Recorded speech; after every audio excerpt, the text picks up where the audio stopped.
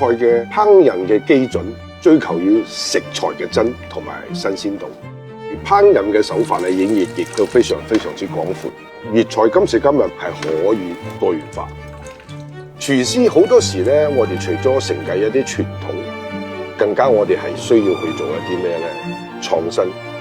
而呢一次咧，我同邵德龍師傅咧做咗一個中西合璧嘅 menu， 咁啊希望四方八面嘅賓客咧嚟到澳門咧有一個不一樣嘅體驗。今次嘅嗰個合作咧，中法兩國嘅美食咧，整體融合之餘咧，能夠帶出嚟嘅一種火花。希望能夠通過今次嘅活動咧，去呈現不一樣嘅美食體驗，傳遞俾大家。